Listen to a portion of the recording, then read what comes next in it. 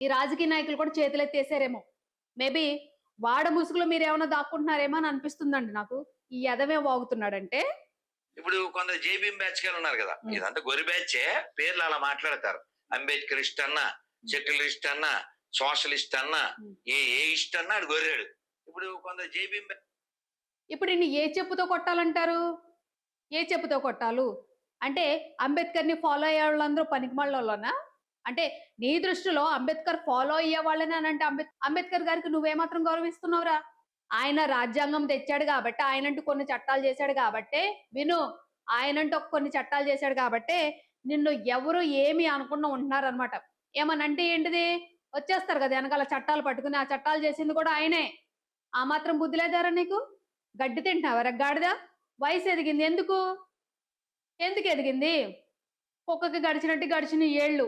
పంది తిరిగినట్టు తిరుగుతున్నావు ఊరంట. దేనికి నువ్వు? ఎవరికన్నా పనికొస్తావా నువ్వు సమాజంలోను? నేను లాస్ట్‌లో ఒక ఆడియో కాల్ ఇనిపిస్తానండి. వీడి వెనక మేమే ఉండి నడిపిస్తున్నామని చెప్పేసి కొంతమందున్నారు. ఒక లిటిల్ క్లిప్ ఇనిపిస్తాననమాట. ఇంకా నాకు ఆధారాలొచ్చినప్పుడు ఆ ఫుల్ వీడియో క్లిప్ ఇనిపిస్తాను. ఇంకా ఈ ఎదవేమంటున్నాడంటే, భారత రాజ్యాంగం గొప్పదా? మహాభారతం గొప్పదా అనంటే, అంటే ఇప్పుడు ఈ రెండిటిని కలపాల్సిన అవసరం లేదండి. భారత రాజ్యాంగం మనం బతకడానికి రూపొందించుకున్నది. మహాభారతం ఈ చరిత్ర పురాణాలన్నీ మన నమ్మకాలకి సంబంధించినవి. నమ్మకాలకి, బతుకులకి ఎలా లింకెట్టేస్తావురా సన్నాసి? చూడండి. అడిగాడు, నీ దృష్టిలో భారత రాజ్యం గొప్పదా, భారతం గొప్పదా అంటారు. భారతమే అన్నా. ఎందుకు అన్నాడు, భారతం మారదు, ఇది మారుతూ ఉంటది. చూసారండి వీడికి ఎంత ఒళ్ళు కొవ్వెక్కిపోయిందంటే భారత రాజ్యాంగం మారిపోతూ ఉంటదన్నమాట. మారకుండా ఉండాల్సింది. మారకుండా ఉంటే నీ అదనమాట. ఓకే. నీ మెళ్ళోను పెంటగద్దని చెప్పులన్నీ దండలేసి ఊరేగిద్దురురా నిన్ను. ఓకే. నీకు ఒళ్ళు కొవ్వెక్కిపోయి తిరుగుతున్నావనమాట. ఎవడో అండుంది ఎనక. సో వాడిని చూసుకొని పొంగిపోతున్నావనమాట. చెప్తా ఇంకా ఉన్నాయి. ఈ సన్నాసి మాట్లాడినవి ఇంకా ఉన్నాయి. చూపిస్తానండి. ఇక చెప్పాను గదండీ! ఈ కాషాయ వస్త్రం కట్టుకుంటే ఏంటిదంటే, మాకంటే పుణ్యాత్ములు లేరని చెప్పేసి ఓవర్ బిల్డప్ ఇస్తాడనమాట వీడు. ఎవరైతే ఈ సొద్దపూస పెద్ద బత్తాయి ఉంది గదండీ! అంబేద్కర్ గారు హిందూ మతంలోనే ఉన్న బౌద్ధ మతంలోకి జాయిన్ అయ్యాడని చెప్పేసి చెప్పింది కదా! సొల్లు కబుర్లు. ఈ ఎదవ కూడా అదే మాట మాట్లాడుతున్నాడు చూడండి ఒకసారి. భారతీయులారా, దీని ప్రూఫ్స్ తోనే చూపిస్తా. లేకపోతే నువ్వు కనిపించినప్పుడు ఇది నాకు గనక ప్రూఫ్ చూపించలేదనుకో పెళ్ళుని లాగుతానన్నమాట నేను. తాత ముత్తాతలు మరియు మీ తల్లిదండ్రుల మతమైన హిందూ మతంలో పుట్టి మీ హక్కుల కోసం మీ మతమైన హిందూ మతంలోనే వీరులా పోరాట సాధించుకోవాలి. అంతేగాని పిరికి వారిలాగా విదేశీ మతాల్లోకి పారిపోకూడదు. బాబా సాహెబ్ భీమ్రావ్ రామ్జీ అంబేద్కర్.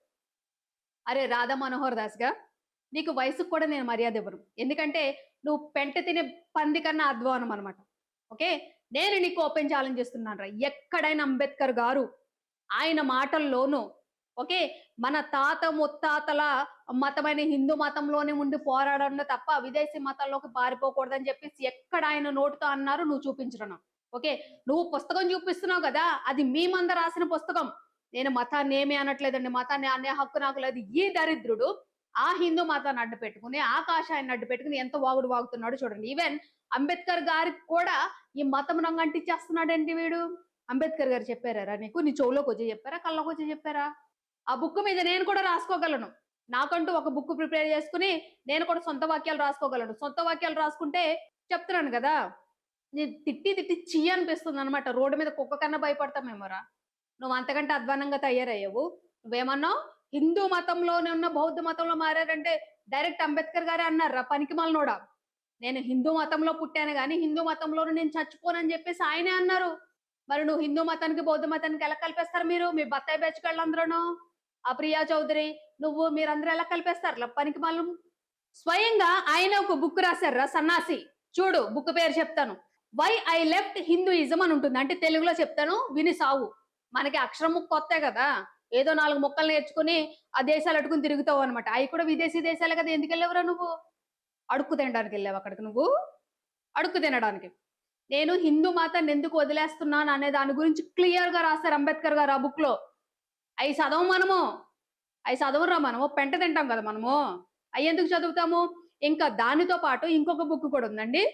ఆ బుక్ పేరు ఏంటిదంటే the rise and fall of Hindu women అని చెప్పేసి ఒక బుక్ ఉంటుంది అనమాట. ఆ బుక్ లో కూడా అంబేద్కర్ గారు ఎలాగా ఈ పితృస్వామ్య వ్యవస్థ అనేది మహిళలు తొక్కేస్తుంది అనే దాన్ని క్లియర్ గా రాశారనమాట. ఓకే. కావాలంటే చదువుకోవచ్చండి. ఈ పనికి మనలోడు కాదు. ఓకే. వీడికి ఏంటిదంటే ఈ క్రిస్టియన్స్ ని తిట్టడం, ముస్లిమ్స్ ని తిట్టడం కామన్ అయిపోయినట్టుంది ఈ ఎదవకే. అందుకని ఇప్పుడు అంబేద్కర్ గారి మీద పడ్డారు. రే క్రిస్టియన్స్, ముస్లిమ్స్ అంత మంచోళ్ళు కాదు. అంబేద్కరిస్టులు పెట్టుకోక వాళ్ళతో పెట్టుకుంటున్నావు అనమాట. మొత్తం తడిపిస్తారు చూసుకో. ఏదో ఊరుకుంటున్నాం కదా అని చెప్పేసి రెచ్చిపోతున్నావు అనమాట నువ్వు. ఇంకా వాగుతున్నాడు. ఏం వాగుడంటే అంబేద్కర్ గారు కూడా ఈ కాషాయ వస్త్రాలు ధరించుకున్నారు అంటున్నారు. రే వీడిని ఫాలో చేసే సన్నాసి కుక్కలకి ఒక ఓపెన్ ఛాలెంజ్ రా. చరిత్రలో ఎక్కడైనా చూపించండి మీరు అంబేద్కర్ గారు ఈ కాషాయ వస్త్రాలు ధరించుకున్నారని చెప్పేసి చరిత్రలో ఎక్కడైనా చూపించండి. ఈ యదవ అంటున్నాడు అనమాట. విందాం. అదేనా అంబేద్కర్ చూసారా, ఆయనకి ఆఫర్ ఇచ్చారు లోపల గారు మా మతంలోకి వచ్చే. ఎవడిచ్చాడు రా ఆఫరు? ఎవడిచ్చాడు? నువ్వు చూసావా వెళ్ళి? ఎరా నువ్వు చూసావా? ముసలి చూసావా? వాళ్ళు లోఫర్ గాళ్ళు అయితే మరి నువ్వెవడివి? చెప్పు అడుక్కు తినే ఎదవ్వా. ఇప్పుడు అంబేద్కర్ గారండి బౌద్ధంలోకి మారినప్పుడు వేరే మతం వాళ్ళు కూడా వచ్చి అడిగారు. ఏంటిది? మీరు రండి మా మతంలోకి రండి, మాకు గొప్పదనం వస్తుందని అడిగారు తప్ప మీకు 5 కోట్లు ఇస్తాం 10 కోట్లు ఇస్తామని ఎవడన్నాడు రా? మాట్లాడితే డబ్బు ఉండాలి మనకి, ఎందుకంటే మనం అడుక్కు తినే ఎదవలం కదా. సో ఈ డబ్బు అనేది వస్తే ఏంటిదంటే ఎవడొకటి నా మొహాన్ని చిల్లర కొడతాడని చెప్పేసి ఆశ అనమాట నీది. పనికి మాలని ఎదవ. కోట్లు ఇస్తాం మా మతంలోకి వచ్చే 2 కోట్లు ఇస్తాం అన్నారు. ఆయన రిజెక్ట్ చేశారు. విదేశీ మతాలు దేశానికి ప్రమాదం. ఇది కూడా చూపించడరా మీరు. ఎవడైనా సరే మనం విద్యను విద్యగా చూద్దామా, లేకపోతే దాన్ని కూడా వేరే మతాలకు అంటకట్టేద్దామా? ఎప్పటి నుంచి మన పిల్లల్ని ఎవరు బడికి పంపొద్దు. ఏ హిందూ పిల్లల్ని బడికి పంపొద్దు. మీరు ఈ సన్నాసగాళ్ళని వెనకేసుకురండి. మీరు మీ పిల్లల్ని కూడా ఇలాగే తయారు చేయండి అమ్మా. అందుకని హిందుత్వంలోనే ఒక భాగం బౌద్ధంలోకి వెళ్ళారు ఆయన. అరే సన్నాసి, హిందుత్వంలో ఒక భాగం అంటే ఏంటిదంటే కలిసి ఉండి, ఫర్ ఎగ్జాంపుల్ ఒక స్కూల్ ఉంది అనుకో, ఆ స్కూల్ కి డిఫరెంట్ బ్రాంచెస్ ఉంటాయి. దానిని భాగాలు అని అంటారు. ఇప్పుడు బౌద్ధం అనేది సపరేట్ మతం రా సన్నాసి. అంటే ఇప్పుడు పేరుతో ఒక స్కూల్ ఉంటుంది, ఇంకొక పేరుతో ఇంకొక స్కూల్ ఉంటుంది. ఈ రెండు డిఫరెంట్. అదే మనం చదువుకుంటేనే కదా తెలిసేది మనకి. మన ఏలుముద్ర బ్యాచ్ గాళ్ళము ఏదో 4 మొక్క అక్షరాలు చదివేసుకుని ఎవడో 4 చెప్పిన ఈ బుర్రలో ఎట్టుకుని మనం పెద్ద పండితులమైనట్టు ఫీల్ అయిపోతాం అనమాట. ఇంకొకటి అండి, ఇక్కడ నేను బ్రాహ్మణ్స్ ఏమని అనట్లేదు. ఇప్పుడే కొంతమంది బ్రాహ్మణ్స్ చూడగానే ఏంటంటే వీళ్ళు బ్రాహ్మణ్స్ అని చెప్పేసి తెలిసిపోతుందండి. అంటే వాళ్ళ మాట్లాడే విధానం కానివ్వండి, లేకపోతే వాళ్ళు వేసిన బట్టలు కానివ్వండి, నార్మల్ గా వాళ్ళు వేసుకున్న వాళ్ళు బ్రాహ్మణ్స్ అని చెప్పేసి తెలిసిపోతుంది. ఈ పనికి మాలినోడు ఈవెన్ నిజమైన బ్రాహ్మణ్స్ కూడా వాళ్ళ వెనక వాళ్ళకి జుట్టు ఉంటుంది కదండి, ఒక స్టైల్ ఉంటుంది కదండి, దాన్ని వాళ్ళంత కేర్ చేయరేమో. మీన్స్ ఏంటిదంటే నేను ఇలాగే ఉండాలి, నాది కనిపించాలి, నా జుట్టు స్టైల్ కనిపించాలి అని చెప్పేసి బ్రాహ్మణ్స్ కూడా అంత కేర్ తీసుకోరండి. కానీ ఈ యదవ నేనే పెద్ద పతివ్రత బ్రాహ్మణ్స్ అయినట్టు వాడి హెయిర్ స్టైల్ చూడండి. ఇక్కడ వెనక ఎవరైతే బ్రాహ్మణ్స్ ఉంటుందో అలా ఉన్నట్టు వాడు ఎక్స్పోజ్ చేసుకుంటాడు అనమాట. ఈడొక పెరికిలేదవ అని చెప్పేసి అందరికీ తెలుసు. దాన్ని కప్పిపుచ్చుకోవడానికి చూసినట్టు నమ్మో ఈయన బ్రాహ్మణుడేమో, ఈడు మొఖానికి అంత సీన్ లేదండి. అందరిని చూపించుకోవడానికి ఆ జంధ్యం కనిపించేలాగా జంధ్యం వేసుకుంటాడు. నాకు ఒక డౌట్ అండి, ఎవరైనా బ్రాహ్మణ సోదరులు ఉంటే గనక ఈ జంధ్యం అనేది ఉంటుంది కదండి, అది అందరూ వేసుకోవచ్చా, లేకపోతే కొంతమందికి మాత్రమే ఏమైనా నిబంధనలు ఉన్నాయో ఒకసారి చెప్పండి నాకు. ఎందుకంటే ఈ ఎదవేసుకుని తిరుగుతున్నాడు కాబట్టి. ఓకే, నేనే పెద్ద శుద్ధ బ్రాహ్మణుడు అన్నట్టు వెనక ఈ హెయిర్ స్టైల్ అనమాట. చూడండి మీరు. నిజమైనోడు ఎవడో అలా చెప్పుకోడరా, ఎందుకంటే నిజమైనోడికి తెలుసు ఏ లెవెల్లో ఉండాలో తెలుసు అనమాట. ఇంకా వాగుతున్నాడు. ఇంకా ఎవడైతే యాంకరింగ్ చేస్తున్నాడో ఆడు అయ్యి బాబా మీరిద్దరు శుద్ధపూసలు రా బాబు. అదే అంబేద్కర్ గారు మీరు క్లాస్మేట్స్ అన్నట్టు, అంబేద్కర్ గారిని బయటకు తోసేసినట్టు, అంబేద్కర్ గారి మీద కుల వివక్ష చూపించినట్టు, అంటరాని తను చూపించినట్టు మీకు చూపిస్తే సచ్చేటోళ్ళరా ఎదవల్లారా మీరిద్దరును. ఆ యాంకరోను వి రాధా మనోహర్ దాస్ గారు కాషాయం ధరించారు. ఎప్పుడు ధరించారు? ఫోటోస్ ఏమైనా వాట్సాప్ లో పంపించారు నీకు అంబేద్కర్ గారు? అంబేద్కర్ గారు ఆయన జీవితంలో ఎప్పుడు కాషాయ వస్త్రాలు ధరించలేదండి. ఇక్కడ కొంతమంది మళ్ళీ డౌట్ అడుగుతారు, ఆయన బౌద్ధ మతం స్వీకరించినప్పుడు ధరించలేదని. అంటే అప్పుడు కూడా ధరించలేదు. కావాలంటే హిస్టరీ చెక్ చేసుకోండి. అప్పుడు కూడా ఆయన తెల్ల బట్టలు వేసుకున్నారు, కాషాయ బట్టలు కాదు. మన బౌద్ధ మతంలో చూసుకుంటే వాళ్ళు కొంచెం పసుపు రంగు ఉన్నవి, కొంచెం ఆరెంజ్ కలర్ ఉన్న బట్టలు వేసుకుంటారు కదండి. ఆయన ఆ బట్టలు వేసుకోలేదు. తెలుపు రంగు బట్టలు వేసుకుని ఆ రోజు బౌద్ధ మతం స్వీకరించారు ఆయన అంబేద్కర్ గారు. మరి ఈ యదవకి ఎవడు చెప్పాడో మరి సన్నాసిగాడు. ఇదండి ఈడు వాగుడు. ఇంకా నాకు తెలిసింది ఏంటిదంటే మచిలీపట్నంలో ఈ జైభీం కార్యకర్తలు ఎవరున్నారో వాళ్ళు వీడి మీద ఈ యదవ మీద కేసు పెట్టారంట. ఓకే, మరి పోలీసులు ఏం చేస్తున్నారండి? పేజీలు తిరిగేసుకుంటూ కూర్చున్నారు. ఏపీ పోలీసులు మతాన్ని అన్నారని చెప్పేసి రావణ్ణి తీసుకెళ్లి లోపలాడేస్తారు కదా, మతం పేరునే హైలైట్ చేస్తున్నారు కదా ఇప్పుడు. మరి ఈడు ఎంత వాగుతున్నాడు.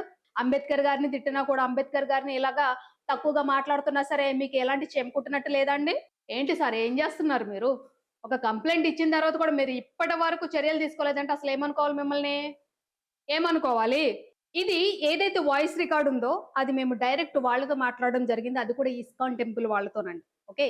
వాళ్ళు ఏమన్నారంటే యాక్చువల్లీ నేను ఇది ఇన్ని రోజులు బయట పెట్టకూడదు అని అనుకున్నాను. ఎందుకంటే నేను వాళ్ళతో కూడా మాట్లాడిన తర్వాత ఇతని మీద ఏమైనా చర్యలు తీసుకుంటారేమో, లేకపోతే వాడిని కొంచెం కంట్రోల్‌లో పెడతారేమో అని అనుకుంటే రోజు రోజుకి అచ్చొసిన ఆంబోతు లెక్క వదిలేసారనమాట ఈయన్ని. సో, నేను బయట పెట్టక తప్పట్లేదు.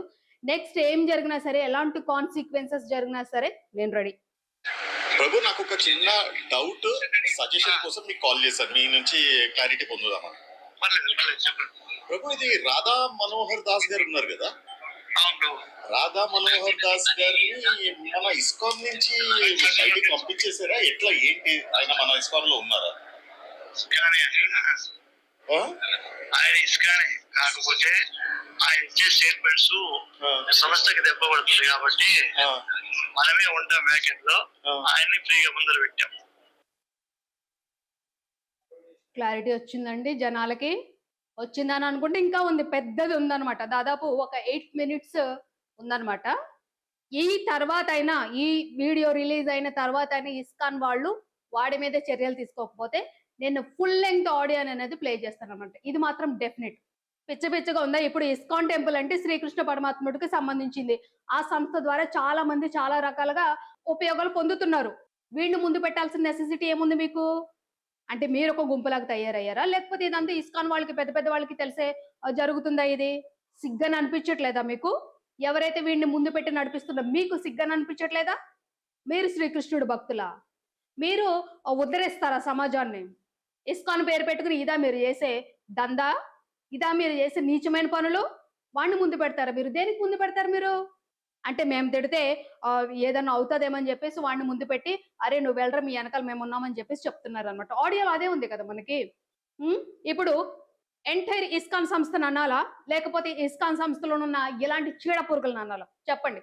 ఎవరైతే వ్యూయర్స్ ఉన్నారో మీరే చెప్పండి. నేను ఇస్కాన్ని గాని లేకపోతే శ్రీకృష్ణ పరమాత్ముడిని గాని అనడానికి సరిపోను నేను. మరి ఈ సంస్థలు వీళ్ళు చేస్తున్న పనులేంటి? ఈ దరిద్రుడు చేస్తున్న పనులేంటి? పొద్దుట్లేస్తే క్రిస్టియన్ మీద పడడం. ఇంకొక పనికి మాలిన ఎదవ ఉన్నాడు. ఆ ఎదవ మాట్లాడింది వినిపిస్తాను. బైబిల్ మొత్తం కూడా బూతు పుస్తకం, బైబిల్ సెక్స్ పుస్తకం. ఈ మేరీ ఎవరితో కడుపు చేపించుకుందో తెలుసా? ఎవరో భర్తను యేసేపుని పెట్టుకొని పరిశుద్ధాత్మతో కడుపు చేపించుకుంది. వాడు వ్యభిచార వంశంలో పుట్టినవాడు కదా యేసు ప్రభు. ఇప్పుడు పాస్టర్లు అడుగుతున్నా, యేసు తండ్రి మేరీ మొగుడు ఇద్దరు ఒకటి. ఏం చేయాలండి ఇలాంటి వాళ్ళని? పవన్ కళ్యాణ్ గారు ఏం చేయాలి ఇలాంటి వాళ్ళని? వెనకోసుకొస్తారా? వాడు ఓపెన్ గా తిడుతున్నాడండి. ఒక మతానికి సంబంధించిన భక్తిగా కొలుచుకున్న ఒక ఆమెని, ఒక దేవుడికి తల్లి అని చెప్పుకునే ఒక ఆమెని వాడంతా ఓపెన్ గా తిడుతున్నాడండి. ఏం చేద్దామంటారు ఇన్ని? ఇలాంటి ఎదవలకు ఇలా రెచ్చిపోతూ ఉంటే ఇంకంతే, వాళ్ళు అట్లాగా తొక్కుతా ఉంటారు, మీరు తొక్కించుకోండి అంతే. అండ్ నాకు తెలియక అడుగుతాను, సనాతన ధర్మము హిందూ ధర్మము మీరు లెగిస్తే వాళ్ళ మతాలను ఇలా తిట్టండి, ఇలా బూతులు తిట్టండి అని చెప్పేసి నేర్పించిందా? నాకు తెలియదు. నేను పాటించే ధర్మం నాకు అలా నేర్పించలేదు. ఒకవేళ నేర్పించింది అని అంటే అది ఎక్కడుందో కొంచెం ప్రూఫ్ చూపించండి. ఇదండి. ఇక ఇంకా ఏమంటారంటే మతాల మధ్య చిచ్చులో పెడుతున్నారంటే ఎవడు పెట్టుకుంటూ తిరుగుతున్నాడు? ఎవడు పెట్టుకుంటూ తిరుగుతున్నాడు? మతాల మధ్య చిచ్చులు పెట్టుకుంటూ తిరుగుతున్న వాడి మీద కేసులు పెట్టినా నో యాక్షన్. మరి ఏం చేస్తున్నారో ఏమో.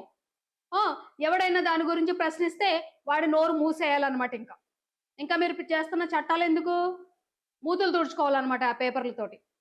ఇది మన భారతదేశ పరిస్థితి. పైగా ఏమంటారు, మమ్మల్ని తొక్కేస్తున్నారంటే ఎవరు తొక్కేస్తున్నాడు మిమ్మల్ని? 180 మంది మీరే ఉండి, మీ ప్రభుత్వం ఉండి మళ్ళీ మిమ్మల్ని తొక్కేస్తున్నారంటే అసలు బుద్ధి ఉందా మాట్లాడడానికి? కొంచెమన్నా కామన్ సెన్స్ ఉందా మాట్లాడడానికి? ఎరా రాధా మనోహర్ దాస్ ఇదే చెప్పాడా నీకు దేవుడు? మీ దేవుడు నేను వాడిని ఒక్కడినే అంటున్నాను. ఇదే చెప్పాడా మీ దేవుడు నీకు? ఆ మహాతల్లి ఎక్కడుందో గానీ మొక్కాలన్నమాట నీలాంటి వాడిని వదిలించుకున్నందుకు. నీ బతుకు